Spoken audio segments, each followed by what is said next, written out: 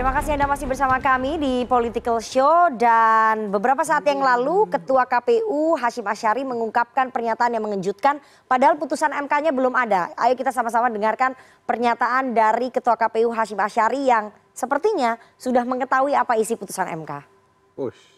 Konstitusi. Jadi kira-kira bisa diprediksi atau enggak putusan Mahkamah Konstitusi ke depan? Ada kemungkinan, saya belum berani berspekulasi ya, ada kemungkinan kembali ke sistem proporsional daftar calon tertutup. Maka dengan begitu menjadi tidak relevan. Misalkan saya mau nyalon pasang gambar-gambar di pinggir jalan menjadi nggak relevan. Karena namanya nggak muncul lagi di surat suara. Dan nggak akan nyoblos lagi nama-nama calon. Yang akan dicoblos hanya tanda gambar partai politik sebagai peserta pemilu. Sehingga dalam banyak diskusi sering kami sampaikan, kami berharap kita semua menahan diri untuk tidak pasang-pasang gambar dulu. Siapa tahu kemudian sistemnya kembali tertutup.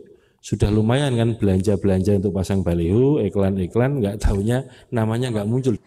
Ya 50 juga lah. Saya mau tanya dulu ke Nasdem. Bang Willy, ini sekjen Anda sampai mengatakan dan beberapa petinggi dari Partai Nasdem mengatakan bahwa Ketua KPU offside. Ya. Karena putusan MK-nya belum keluar, tapi Ketua KPU sudah menyampaikan adanya peluang bahwa kita akan kembali ke sistem proporsional tertutup. Kadang-kadang kita kalau di panggung itu sur sendiri, jadi lupa diri. Penyelenggara KPU itu penyelenggara pemilu menjalankan undang-undang, tidak memiliki etis, tidak memiliki etika, tidak domainnya untuk beropini. Itu salah sesalah-salahnya. Jadi sebaiknya kita menjaga diri, tahu diri di mana dan kapan kita harus berbicara. Jadi itu biarkan domain pembentuk undang-undang ya. Jadi toh kalau MK sudah putuskan, MK juga tidak bisa langsung turun ke KPU. Jadi PKPU juga nggak bisa. Turunnya itu nanti pembuat undang-undang. Dan sekarang kalau kita tahu ini kan undang-undangnya nggak direvisi. Jadi kita nggak tahu ini entah untuk peraturan kapan juga nggak tahu. Entah pemilu 2009 atau sekarang nggak mungkin. Karena Nana tadi bilang ini proses sudah berjalan. Jadi permainan sudah dimulai. Kita tentu tidak ingin gegabah, kita tidak ingin kemudian sembrono dalam proses permainan ini. Karena demokrasi itu adalah kepastian hukum. Untuk itu kemudian biar kemudian satu penyelenggara, biar kemudian tertib hukum aja, tertib dengan aturan yang ada dan jalankan itu. Yang kedua, biarkan nanti ya kalau kita belajar dari putusan MK tentang keserentakan, itu kan MK memberikan opsi-opsi, apalagi ini materi yang sudah sebelumnya pernah diuji. Ya. Jadi saya kembali melihat kita bermain dengan domain kita masing-masing saja, biar kemudian tidak memberikan hal-hal yang insinuatif kepada publik. Ya. Melangkahi kewenangan KPU, dampaknya apa terhadap ketatanegaraan kita kalau Ketua KPU seperti itu, Pak Ferry? Sebenarnya secara konstitusional dan undang-undang kan pagar-pagar untuk penyelenggara itu sudah ada.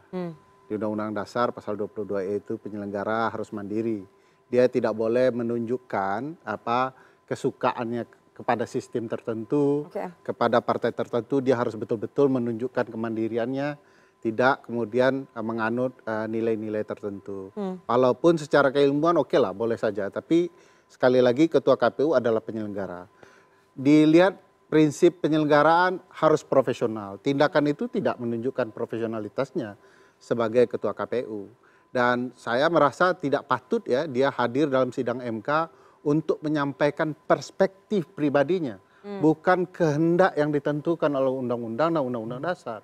Ketika dia menyampaikan gagasan pribadinya, mengungkapkan kemungkinan-kemungkinan, dia sudah menunjukkan preferensi politiknya dan itu tidak benar.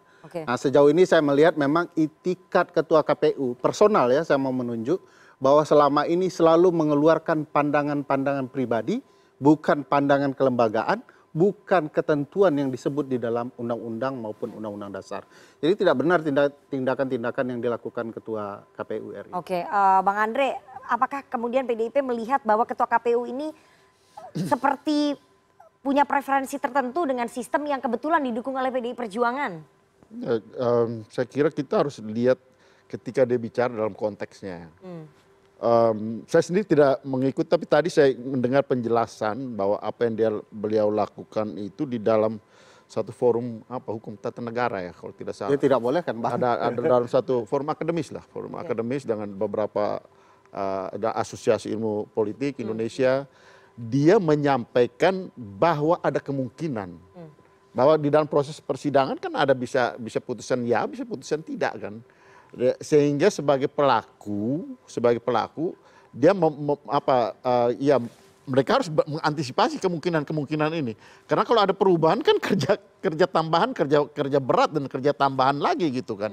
Dari sistem yang sudah ada. Karena yang sekarang kan yang dipersiapkan yang seperti ini gitu. Oke. Tapi kalau ada perubahan itu buat pelaku, pelaksana dan pelaku, penyelenggara dan kami sebagai pelaku juga harus mengantisipasi itu gitu. Jadi saya terus terang sebagai politisi saya berterima kasih terhadap apa yang beliau sampaikan gitu. Sehingga kita pun kemudian harus melihat, karena kalau terjadi perubahan, kami juga harus merubah pola strategi dan persiapan kampanye dan yang lain-lain. Tapi gitu. itu menimbulkan Sehingga, kegaduhan. Enggak, kegaduhan itu kan soal interpretasi kita aja gitu. Enggak. Bahwa keputusan MK itu harus independen. Bahwa yang bikin gaduh kan ya kita yang berdebat soal ini kan. Tapi kan KPU harusnya independen. Ya, tidak KPU perlu independen. mengomentari KPU independen, dia ngomong, apa yang beliau sampaikan itu adalah kemungkinan bahwa di dalam suatu persidangan kemungkinan bisa diputuskan ya, bisa diputuskan tidak Nah, gitu. saya pikir tidak bicara soal kemungkinan saja ya. Dia kemudian mengatakan kemungkinan ada perubahan. Oleh karena itu jangan pasang spanduk dulu. Ya, ini ada intervensi teknis yang semestinya tidak dilakukan. Kalau saya berterima kasih terhadap itu. Karena Bapak yang harusnya Bapak harus berterima kasih kepada ketentuan undang-undang, bukan kepada pilihan kesukaan ketua KPU. Bukan Dan itu. teknis itu Karena tidak sekarang benar. kan ya, karena Menurut sekarang saya kan yang kalau terjadi adalah kemudian proses yang ini ada di tahapan kampanye, dia sudah merusak.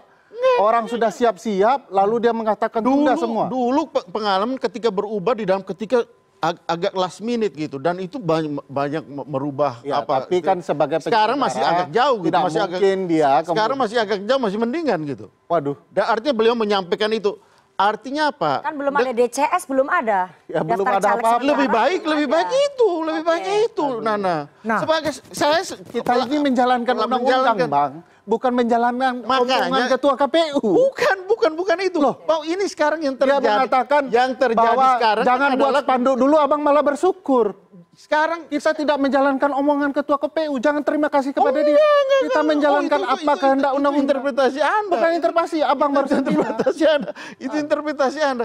Saya kan dalam pelaksanaannya, saya lihat, kalau misalnya terjadi perubahan, saya juga harus berantisipasi. Loh, Abang dong. percaya omongan ketua KPU atau Bukan undang-undang? saya percaya kok itu, tapi saya percaya Kalau apa Abang yang percaya undang-undang, akan diputuskan oleh KPU. siapkan apa yang MK. ditentukan undang-undang. Saya percaya apa yang akan diputuskan oleh MK. Oke, Pak Itu lebih Surudin. penting. MK sudah pernah memutuskan. Ya kalau itu kan soal interpretasi. Tidak soal itu. Mas- Bahwa kalau nanti kalau Sebentar, keputusan Bapak-bapak. MK itu final gitu Oke, aja Pak gitu. Surudin, kabarnya ketua KPU akan memberikan kesaksian, akan Iya. mengungkapkan kesaksian. Seharusnya tanggal 20 Desember kemarin Presiden, DPR, dan KPU sebagai pihak terkait itu harus hadir memberikan keterangan ke depan Mahkamah Konstitusi. Tapi Presiden dan pemerintah tidak hadir ataupun DPR juga tidak mengirimkan wakilnya untuk memberikan keterangan padahal itu perintah Mahkamah Konstitusi. Oke. Jadi KPU harusnya siap memberikan keterangan karena Presiden dan DPR belum sehingga ditunda. Mungkin pernyataan dia adalah jawaban yang harus diberikan di depan Mahkamah Konstitusi. Menurut saya begitu. Jadi menurut saya pernyataan tersebut hal yang sangat biasa yang seharusnya diberikan di depan Mahkamah Konstitusi. Oke, DPR tidak mengirimkan perwakilan, Bang Andre, Bang Willy. Kan harusnya DPR sebagai pihak yang berkepentingan sebagai pelaku di pemilu itu juga memberikan kesaksian ke MK gitu. Satu, kami sedang reses. Tapi hari ini seperti infografis yang Rifana sampaikan tadi, hampir bisa dipastikan 8 fraksi akan menolak ini. Oke. Jadi ini gelombang besar yang kemudian terbangun dan sesuai dengan aspirasi publik. Sebenarnya yang harus kita letakkan adalah KPU itu domainnya teknis penyelenggaraan. Domain undang-undang itu adalah domain pembuat undang-undang. Jangan kemudian ini overlapping ya. Jadi kita sebelum ada keputusan perubahan segala macam tetap stick, taat, patuh kepada undang-undang yang berlaku. Itulah ekspresi warga negara yang baik, yang taat konstitusi, taat undang-undang kepada negara berdemokrasi ya. Jangan kemudian ini bukan like and dislike ya, bukan subjektivitas kita bernegara berbangsa ini. Kalau seperti ini wild west ya. Jadi siapa yang pistolnya paling gede, siapa balungnya paling besar, dia kemudian akan berkuasa, tidak ya. Ini kan bukan barbarisme ya. Ini adalah sebuah proses yang berjalan yang diatur oleh sebuah mekanisme yang bernama undang-undang. Jadi saya melihat tadi apa yang Ketua KPU sampaikan, kalau seseorang sudah disumpah menjadi pejabat publik, menjabat lembaga tertentu, maka kemudian jalankan itu berdasarkan apa yang menjadi domain dia. Tidak kemudian menari-nari, tidak kemudian melenggak-lenggok untuk kemudian dia menjadi pengamat kah atas nama dasar akademik kah, itu berbeda. Jadi sekali lagi ini adalah proses taat kepada undang-undang yang ada. Oke, Bang Andre, kalau memang PDI Perjuangan sangat konsisten ya menyuarakan sistem proporsional tertutup sejak tahun 2012, 2017, kenapa tidak bertarung kemarin pada saat ada upaya legislasi di revisi Undang-Undang Pemilu? Kan bisa Nggak ada revisi kemarin. Ya PDI Perjuangan kan bisa melobi fraksi-fraksi partai lain untuk kemarin kan melakukan sudah kita revisi. sepakati bahwa tidak ada revisi. Makanya karena harus ada perubahan dilakukan melalui Perpu kan. Itu aja sebenarnya. Jadi karena nggak ada revisi makanya PDI Perjuangan nggak ada. gugatan ke MK. Ini kan karena ada gugatan dan kebetulan sama gitu satu alur dengan apa. Kembali pada tadi yang disampaikan soal Ketua KPU, saya kira lebih fair kalau Ketua KPU-nya juga ada dan menjelaskan. Kita sudah mengundang, saya harus disclaimer. Karena saya lihat tadi artinya apa yang beliau jelaskan, beliau menyampaikan apa di dalam suatu forum akademis yang berkait bahwa kemungkinan yang bisa saja terjadi gitu, bisa saja terjadi. Kemudian ya diinterpretasikan dengan ya tadi teman-teman menyampaikan dan para pimpinan termasuk di DPR sendiri. Kalau saya sih lihat seperti biasa-biasa aja gitu. Nanti kalau MK putuskan ya baru itu jadi definitif kan. Saya mau respon Ketua KPU itu pernyataannya jelas bermasalah. Kenapa? Yang harus dia jalankan adalah putusan MK yang berlaku saat ini. Tidak putusan MK yang akan datang, yang belum jelas itu. Oleh karena itu, sebagai pimpinan lembaga, penyelenggara pemilu, warga negara yang baik, dia harus mentaati putusan yang saat ini dinyatakan konstitusional. Pernyataan dia tidak hanya melanggar etik, juga menerabas konstitusi. Oke. Saya mau disclaimer ya bahwa kami CNN Indonesia Political Show sudah mengundang Ketua KPU Hasyim Asyari untuk hadir baik secara langsung ataupun via Zoom, tapi yang bersangkutan tidak bersedia untuk hadir, menyatakan tidak bisa hadir dalam dialog kita. Jadi bukannya kami tidak mengundang ya Bang Andre, tapi kita sudah mengundang, tapi yang bersangkutan Ketua KPU Hasyim Asyari tidak bisa hadir. Saya mau ke Bang Willy. Bang Willy, apa sih sebetulnya yang menjadi kekhawatiran partai-partai seperti Nasdem, kemudian Golkar, saya nggak tahu ya kalau partai lain, tapi Nasdem, yang jelas 8 fraksi yang menolak sistem proporsional tertutup, ingin tetap sistem proporsional terbuka. Apakah karena khawatir melihat hasil yang 2019 kemarin, party ID-nya itu rendah, lebih banyak suara caleg dibandingkan suara partai, itu yang menjadi kekhawatiran? Ya, gini kalau kita analogikan, sekarang kita dari Depok, Bekasi ke Jakarta itu sudah naik KRL atau Transjakarta. Terus sekarang disuruh orang naik andong dari Depok dan Bekasi. Mereka harus kerja jam 8, berangkat jam berapa? Habis itu kudanya di mana? Ini kan suatu hal yang sudah maju, modern. Dan kemudian itu sepi aja pasarnya. Nggak ada gairahnya. Itu 11% party ID itu harusnya jadi pembelajaran bagi kita. Bahwasanya problem representasi ada anything wrong dengan sistem kepartaian kita pada masa lalu.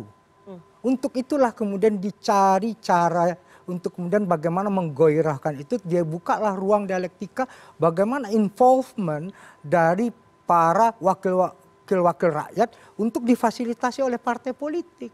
Jadi itulah yang menjadi landasan objektif ya, bahwasanya yang lain ada preferensi, is oke aja. Tapi inilah medan pertarungan politik keterbukaan, siapa yang kemudian sebangun dengan aspirasi publik dan sebangun dengan aspirasi publik itu sendiri. Nah di dalam hal inilah kemudian bagaimana mekanisme kontrol penting. Jadi kalau dia wakil rakyat itu bisa directly punishment-nya. Apa punishmentnya? Dia tidak dipilih lagi 5 tahun yang akan datang. Tapi kalau dia menjadi wakil partai, punishmentnya tidak ada secara direct. Inilah yang saya katakan beli kucing dalam karung itu ya. Dia berakar ke atas tidak kepada ke bawah ya. Nah, apa fungsi partai? Fungsi partai adalah kemudian di sana ada party order namanya. Kalau tadi disangsikan, oh ini tidak merepresentasikan, apa mekanisme partai, disiplin partai tegak dan patuh di sana dalam proses pengambilan keputusan melalui mekanisme paripurna, melalui proses kandidasi, itu semua mekanisme partai berjalan. Jadi ini hajab si Rajab bin Mustajab ajanya ini, karang-karangan ajanya ini. Jadi suatu hal yang sebenarnya existingnya sudah tidak ada, gitu Nana. Oke, Bang Andre, ini pengawasannya akan sulit nanti. Kalau kemudian dengan sistem proporsional tertutup, masyarakat tidak bisa memberikan kritik langsung kepada anggota legislatifnya karena ya itu tadi ditentukan oleh partai politik. Jadi melahirkan oligark itu di dalam partai politik. Kan kayak gini, kan di dalam sistem proporsional tertutup kan juga ditampilkan daftar apa calegnya kan. Kalau misalnya partai itu dengan ya itu tadi dikecurigaan bahwa nanti ini oligarki partai, pasti dia tidak akan terpilih lagi, tidak akan dipilih lagi di pemilu yang berikutnya gitu. Jadi ini juga akan untuk memberikan tanggung jawab pada partai ketika mengusung calegnya gitu. Yang kemudian kalau terpilih dia menjadi representasi dari rakyat melalui partai gitu. Karena kalau tidak dia tidak akan terpilih lagi gitu.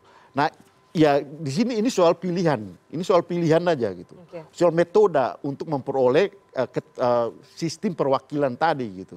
Nah kalau calegnya kemudian tidak punya tanggung jawab terhadap enggak juga sekarang kalau kita lihat juga tidak selalu seperti itu. Apa yang dikhawatirkan partai Bang dengan rakyat berhak memilih? Nggak ada kekhawatiran. Kalau itu tidak usah bertarung saja. Perjuangan kami siap dengan semua sistem, berarti semua sistem. Tapi kita lihat ini undang-undang dasar ini.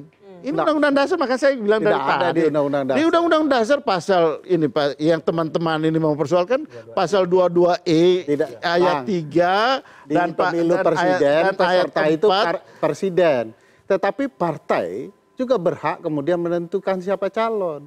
Kami rakyat juga berhak menentukan. Sekarang kalau partai khawatir betul, silahkan bertarung terbuka di pemilu 2024, kampanyekan.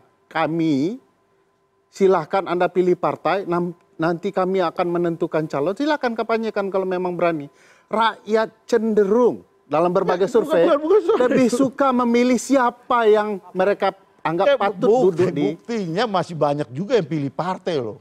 Artinya lebih jadi sebenarnya persoalan ini kan artinya parti ID-nya PDI Perjuangan hasil 2019 berapa? Ya paling tinggi memang PDI Perjuangan, tapi gini. Parti ID PDI Perjuangan tinggi, tapi faktanya kalau anatomi pemilih kita hari ini itu 80% orang memilih individu. Partai itu cuma 20% dan itu cuma terkenal kepada PDI Perjuangan, PKS dan P3.